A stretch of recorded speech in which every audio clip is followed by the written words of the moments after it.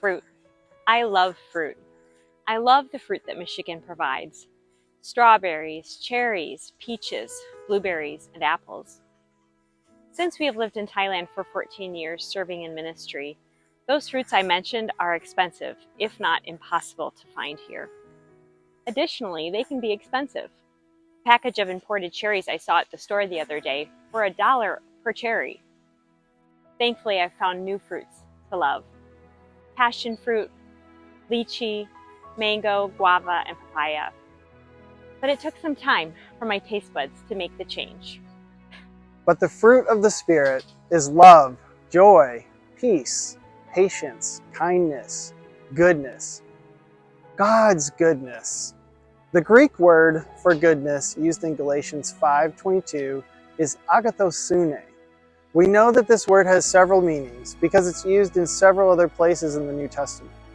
For example, Paul writes in 2 Thessalonians 1:11, "With this in mind, we constantly pray for you, that our God may make you worthy of his calling, and that by his power he may bring to fruition your every desire for goodness, agathosune, and your every deed prompted by faith."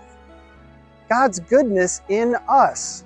Goodness is a divine quality, part of God's character, that he wants to bring about in us. Agathosune also means God's generous goodness, or generosity. Our God is a generous God, and we see this all throughout the scriptures. James says, "If any of you lacks wisdom, you should ask God, who gives generously to all without finding fault, and it will be given to you." God gives generously to those who ask, not because we deserve anything, but because he is good. In the midst of cancer last year, I did not deserve physical healing. Yet God, in his generous goodness, restored me to full health. There's tension in this mystery of his generosity versus my own expectations and desires, not because of who I am or who the doctors are, but because of who he is. He is good. Throughout the biblical story, one message rings true. God is good. Goodness as a fruit of the Spirit is a bit obscure, not as easily defined as kindness or patience. In Psalm 34:8, we are encouraged to taste and see that the Lord is good. If I was to paraphrase this, I would say we're to experience and realize the goodness of the Lord in our life, even in life's most challenging circumstances. As the verse continues, "Blessed is the one who takes refuge in him." By taking refuge in him and his goodness, by becoming like him in his goodness, we can then reflect his goodness to others.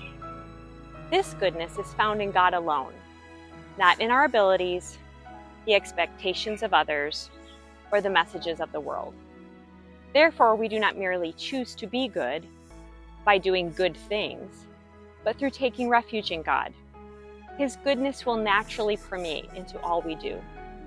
This goodness spilling over often looks like generosity.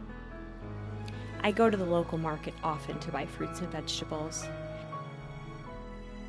There are several vendors that I often frequent with whom I have developed a relationship.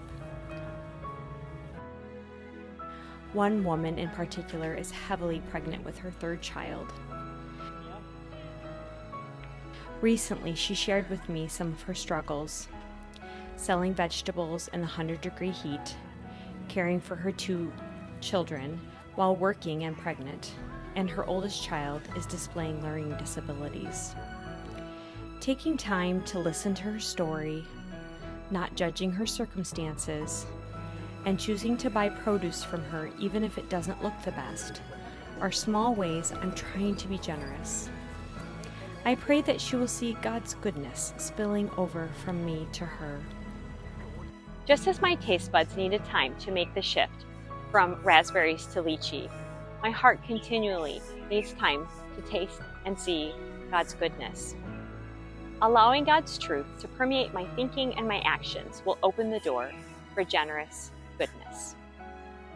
Where do you desire to experience generous goodness in your life? Where are you resistant to the experience of goodness in your life?